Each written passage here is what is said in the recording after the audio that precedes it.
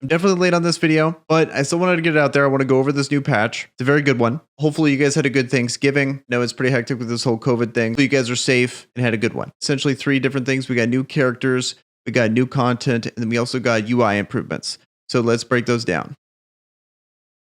We got 3 fake cores announced. Core memories already out. The 3 characters are going to be Shell, Chadi, and Koji. The first one out is the gold rated fake core in Shell. And looking at her kit, she's pretty disgusting. As people say, I know I'm behind, but the kit's absolutely nuts. I would definitely, if you have the zest to go for her, definitely do so. Probably go through a more in-depth breakdown of her kit in a different video. Chapter 14 is now out. The all war the divided run. Xion eventually decides to cooperate with Mahar in order to survive, but then he gets to face the hidden truth of the civil war and a powerful enemy who stands against him. Can Xion successfully regroup with his colleagues? Check out the final of Season 2 in Chapter 14, Weight of the Blood. The difficulty of Chapter 11, 12, and 13 and their missions will be adjusted so that users can enjoy the new story a lot easier, which I really like that they've been doing this and why they made it so difficult. I'll be doing Chapter 14 here soon. Well, let's see how hard it is. So if you want to check that out, be sure to subscribe so you don't miss that. Even though they don't implement the difficulty well, the story seems fine. I've always played these games where I just ignored the story and I would just skip through. It's like, all right, let's go. And then with this game, I'm not saying the story is good because I don't really know because I skipped it most of it. And then now I started caring because people are saying it's like decent. I've noticed it with this game and with Guardian Tales. It's like a really bad way to play it. Like, I don't know if it's games like WoW or these MMOs where the game doesn't start until after the story, until like that's where the grind comes through. So I just ignore the story. These games are proving, especially Guardian Tales is proving that that is not a good thing to do. I feel like I really missed out and I almost want to like re-roll an account just to go through the story again. But I don't think definitely not with this game. I don't know if the story is on that level. We got an update to Unleashed Potential. New enhancement stages and Unleashed Potential for fated heroes will be added. The previous Unleashed Potential used to enhance only heroes' abilities and skills, so this system was not useful enough for users who use fake or heroes. The added Unleashed Potential from this update will maintain the enhanced effects on wearing fake cores. Also, we have added Unleashed Potential for fated heroes so that users can make various strategies with more powerful heroes. The higher stage of Unleashed Potential requires the new material Ultimate Orb.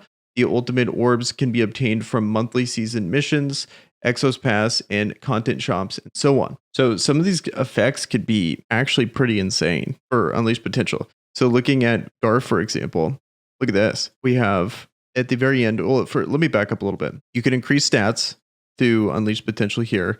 That's like very typical of from previous. This is not anything new. The thing new here is that it's actually on a fated hero, not only like non-fake core, non-fated characters. You can actually take up good characters with this.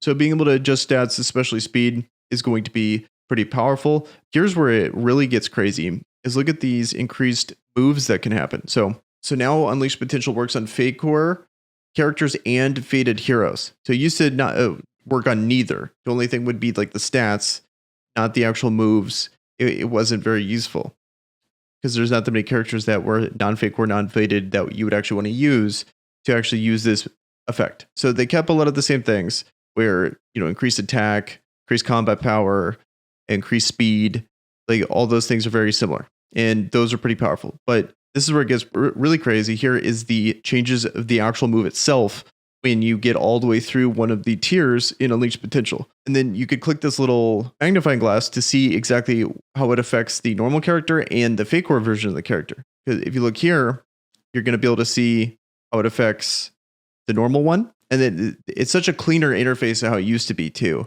which I really like. There's no more scrolling text, all that stuff. And then also you can actually check each move and they have it laid out in a logical way. The Unleashed Potential effect here is normally it would just be 375% damage to one enemy. Now it deals an additional 30% of own defense when the attack hits. That's awesome. And then let's check the fake core version. It used to only deal 187% damage to one enemy, and then over time inflicts 49%. Still does that, but then it adds deals an additional 30% on defense when the attack hits.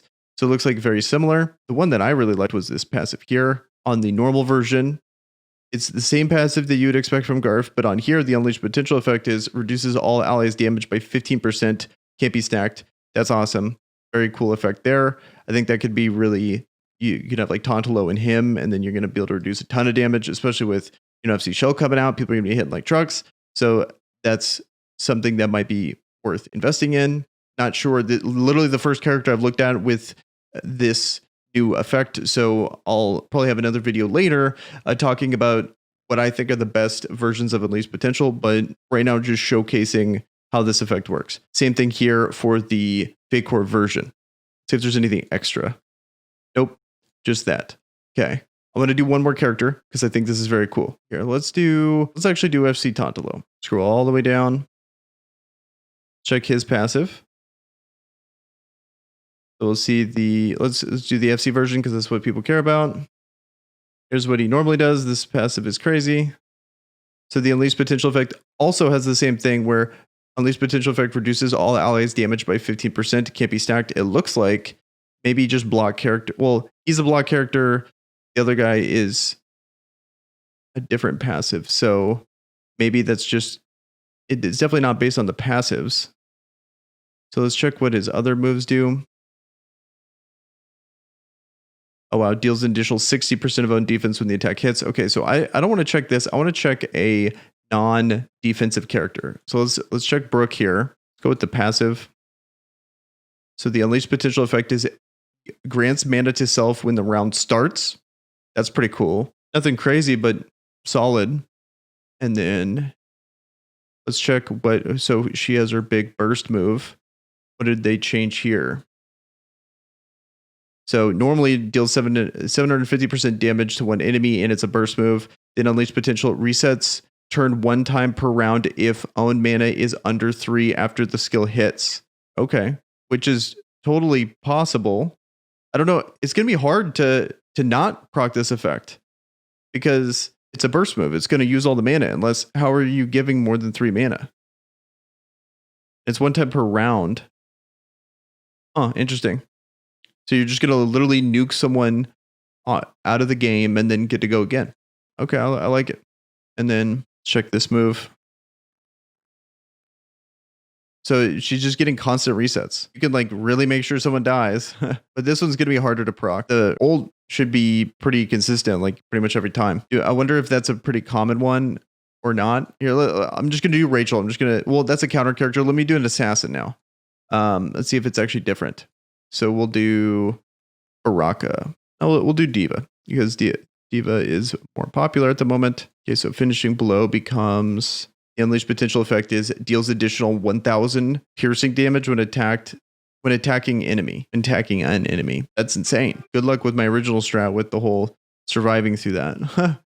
That's so much damage. And then now we got another burst move like Brooke. Unleashed Potential effect afflicts the target with bind for 3 turns when they attack. That's crazy. So they can't gain mana.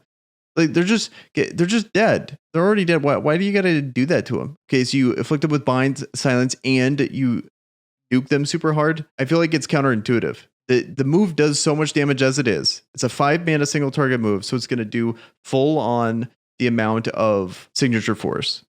But you silence and then you bind. Like it'd be like, here, let me just do a ton of damage and then stun you. Like I'm already dead. You mean you've done something way more effective than stun me. And even before signature force, whenever I would use that move, they just die. If you use Diva, let me know in the comments if you think that's good or if you think that's kind of useless because you just kill them anyway. Afflicts target with bind for 2 turns when the attack hits. See, I think this is really good. This does a ton of damage, but most people don't die from this. So I think this is pretty crazy. And also we're noticing the theme that the Unleashed Potential effect is the same on all the moves.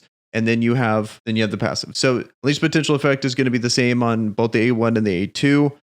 And then, the passive is its own thing. I think Unleashed Potential is now actually going to be something to really take into effect nowadays. It was definitely something useful before. It would definitely edge you out in certain mirror matches when it applied. Now it's significantly more impactful than what it used to be. Now we got Eternal Bond, which is a system that you can form a bond with one of the listed heroes or fake cores and obtain it after 30 consecutive logins. Form an eternal bond and log in to Exos heroes every day to get daily attendance rewards and the hero you have chosen. The consecutive login is needed to maintain the bond, and the broken bond can be recovered by using a certain amount of Zest. Wish they would say exactly how much. I'm not going to break it to test it. Hopefully it's not too much. If I had to guess, it's probably like anywhere from 100 to 300 zest. Once you have formed a bond, you may not change the target until the next day. Note that the attendance progress will be initialized if you change the target. So it should reset if you actually try to swap between either of those two characters. And then you may only farm a bond with one hero at a time.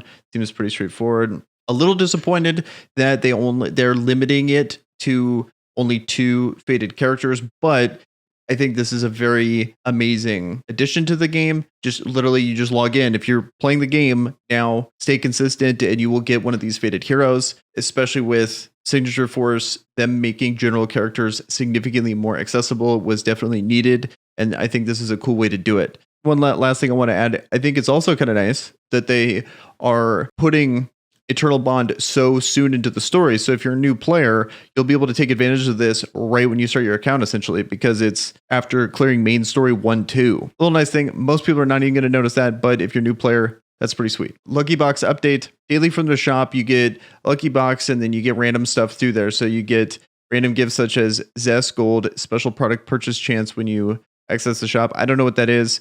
I've gotten like 70 Zest and then a couple Levy Stones is really all I've gotten from the Lucky Box. It doesn't say Levy Stones on here. It's kind of weird that I've gotten that. I don't know what this special product purchase chance means. If anyone's gotten that, let me know. And with that, let's talk about the UI improvements that they've added in this patch. First one that's pretty sweet is going to be being able to auto your daily quests. You just click this button and then it literally just does it for you. So you can set this down, grab some food or something, and then you'll be able to at least do all your daily quests.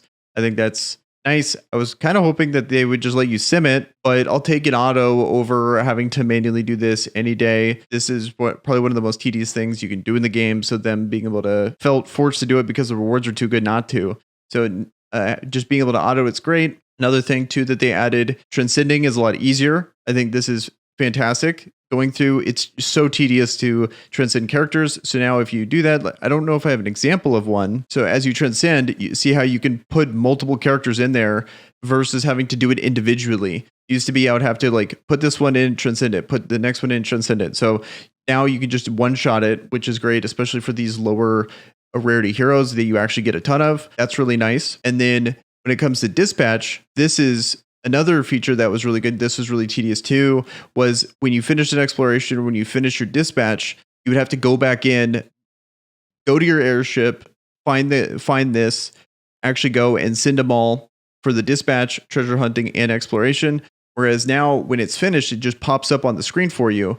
And then you just get to press send again, which significantly better. No question that's just a better experience. So definitely like that. It addresses a lot of the issues that I had with the convenience of this game. I think they've been doing a good job of that with combining this with the changes that they made to the challenges in prior patch. Definitely the experience of actually wanting to log in and getting better. Then lastly, what they ended up doing is I don't think this is really going to affect too many people, but what they ended up doing is merging these difficulty tiers so there's not as many of them. It's something that you're probably never going to notice once you start to actually progress in the game, but figured I'd mention it as part of these quality of life updates that they added to the game. All right, guys, well, that's going to do it for this video. Overall, pretty stoked for this new patch. I'm going to try to spend literally all my zest that I get, go for the new FC Shell. I think she's absolutely incredible. So hopefully you guys have the zest and some good luck to actually pull her. Definitely a lot of Exos Heroes videos in the future to come, especially regarding this patch. So be sure to be subscribed so you don't miss that. And in the meantime, I'll have YouTube decide a couple videos for you to watch if you're interested in watching some more content from me. And with that, you guys have a good one. Peace.